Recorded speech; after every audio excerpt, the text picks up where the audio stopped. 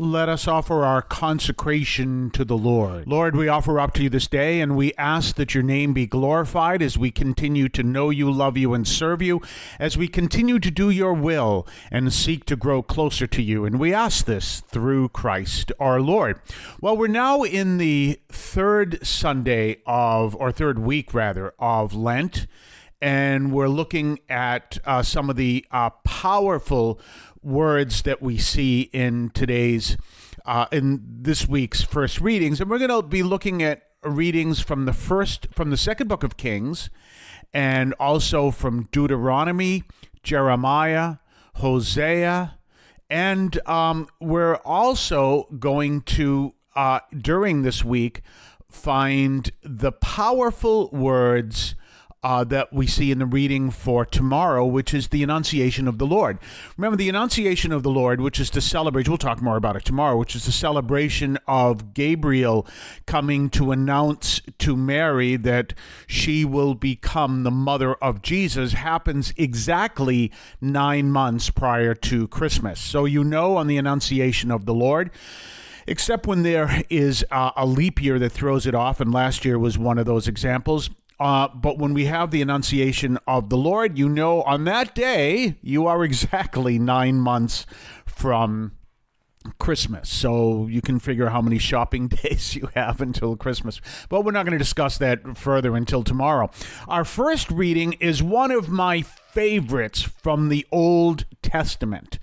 And it's one that can teach us true humility. It's also a reading that Jesus brings out, and he brings it out in this gospel. He brings out in the Gospel of Luke the same story of this particular guy. And it's the story of Naaman the Syrian. Now, Naaman suffered from leprosy. He was a great general in the Syrian army, and he suffered from leprosy. Now, what had happened is there was a prophet, obviously, at the time in Israel, and his name was Elisha. And Elisha was the understudy, I guess you could say, student of Elijah. So we're talking around that time, and Naaman has this leprosy. And so there was a servant girl from Israel who was there in Syria, and she's saying, I guess, she really appreciated Naaman, and she said, Naaman can go to my country because there's a prophet there who can heal him. And so they get in this idea, and they go to see who? Well, they're not going to go to the prophet first. First, they don't know who he is. So they're going to go following protocol to the king of Israel. And it turns out the king doesn't even know the prophet is there. And he's like, this is a trick. What is he doing? Who do I look like that I can be healing people? So what happens is Elisha sends a message to the king. Says, whoa. The servant girl spoke the truth. Why don't you send Naaman to me so that he may learn there is a prophet in the king of Israel, in the kingdom of Israel. So Naaman goes to see Elisha. This whole story is a wonderful story of just stubbornness, arrogance, and pride. It's just a whole story, and it's a comedy story in a sense. It's not really a funny story, but it's just this comedy of errors of people filled with arrogance, pride, and stubbornness. So anyway, he goes to see Elisha. Elisha. I guess it's Elisha. It's one of those names you can pronounce several ways. So he goes to see Elisha. And Elisha, looks him over and says, well, here's what to do. Go wash yourself in the Jordan 7 times, and you will be cleared of your leprosy. And Naaman is like, what? He's like, what am I going to do that for? We have rivers in Syria. I'm just going to go and wash myself in this river. I'll tell you a little story that kind of talks about this, a modern day story. In this river in Israel, and it's going to heal me miraculously, la-da-da, of this unhealable, incurable disease called leprosy. Give me a break. We have rivers in Syria, and I can wash into them just as well. And finally, someone says the obvious. We've come this whole way. All this whole way. You can imagine they're going through the desert. They got to have all their whole entourage and everything else, and they had a plan for it and everything else. It's like, we come this whole way. He's just asked you to dunk yourself 7 times in the river. Probably take a total of 30 seconds or maybe up to 3 minutes. Just go ahead and do it. Now, of course, those aren't the exact translations by any stretch of the imagination, but you get the general idea. Just go, for crying out loud, just do it. I mean, don't turn around and go back just because we have rivers in Syria too. And so Naaman does it, and he dunks himself 7 times in the River Jordan, and he is healed. We'll talk more on the other side of the break. You can now leave a message for us, which we can air and discuss on this program. Just call 617-297-7452. That's 617-297-7452. 617-297-7452. Feel free to call, leave a comment, a question, or even feedback, and we may play it on the air. I can discuss your comment or question as well, so give that a try. 617-297-7452, 617-297-7452. Life can be challenging, but amidst the trials and tribulations, there is wisdom to be found. Welcome to Sirach 2, a chapter filled with timeless guidance and insights from the book of Sirach.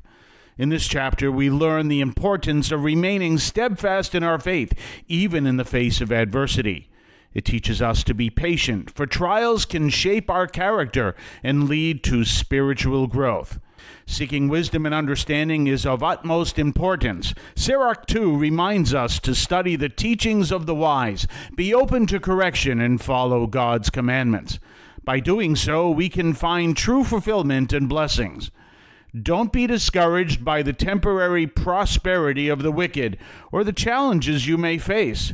Trust in God's justice, for he rewards those who diligently seek him. Join us on this journey of faith as we discover the path to a meaningful and fulfilling life. Sirach 2 is your roadmap to wisdom, patience, and eternal blessings. Read Sirach 2 and let its timeless wisdom guide you through life's ups and downs.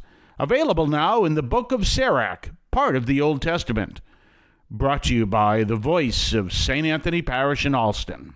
We're back, and we're talking about this powerful message from that happens in this first reading. So as you hear, Naaman the Syrian he dunks himself 7 times in the river. And remember, he's not Jewish. He's not from Israel at all. He's Syrian. He's a pagan. He's a Gentile. Yet he is healed. And the interesting thing is Jesus mentions it when he preaches in his own hometown. He's like, he talks about the widow of Zarephath, and he talks about Naaman. He says, because remember what he says, a prophet is not a prophet is without honor in his own country. And that's what he's saying. He says, the prophets healed, Elijah healed the widow of Zarephath, Elisha healed Naaman. Neither of them were, in fact, from the house of Israel. So with all due respect, you're asking me to do miracles. Don't expect it. And they get all upset and they want to throw him over a cliff. The story, I say, is very similar to this. It's no longer in existence, but there used to be a store. I've told you this before. There used to be a store in Chicago. It's called the store that sells, the store that speaks Spanish. That was La Tienda que Habla Español. So I needed a funeral book in Spanish. I was working with a Hispanic community. I needed a funeral book in Spanish. So I said, anyone can find me a funeral book in Spanish. And they said, well, call up the Spanish-speaking bookstore in Chicago. And I'm like, no. I just need a funeral book. I don't need to call anybody in Chicago.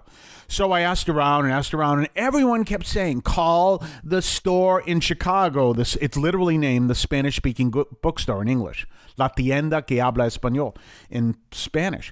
And I'm like, I literally said this. You're telling me that I call this store in Chicago for a funeral book in Spanish, and they're just miraculously going to have it. I actually didn't say miraculous, but they're just going to have it.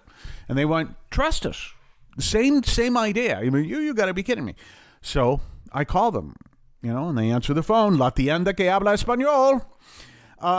Okay. People said to call this number because I'm looking for a funeral book in Spanish, and they said, do you want the one from Mexico or do you want the one from Chile? And I was shocked. And of course, that became one of my major resources until the internet came out. This was probably in the it had to be in the early 90s.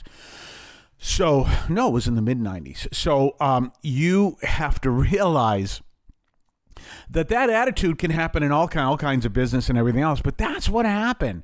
It's so funny just to look at it as a comedy of errors. You're telling me that if I just wash myself miraculously in this river, when we have rivers just like it in Syria, suddenly I'm going to come out of the river all healed of leprosy. And they're going, yeah.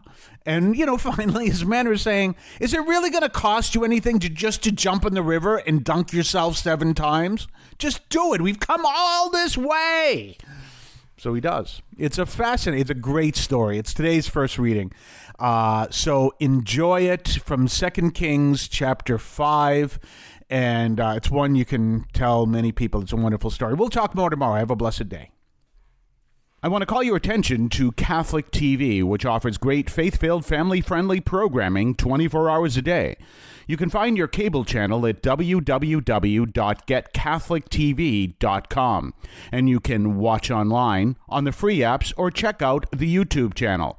Daily Mass, Rosaries, the Divine Mercy Chaplet, and the Our Lady of Perpetual Help Novena are all available online and on demand. Check out CatholicTV.com. If you're searching for a meaningful spiritual experience, look no further than St. Anthony's Parish in Allston, Massachusetts. Join us at 43 Holton Street in between Soldiers Field Road and the Mass Pike. Immerse yourself in the complete St. Anthony's Parish encounter through our 10 o'clock a.m. chanted Mass. Whether you're a Catholic seeking a parish to call home or someone looking for spiritual guidance, our welcoming community is here for you. Visit our website at www.stanthonyalston.org for more information. St. Anthony's Parish, where faith finds a home.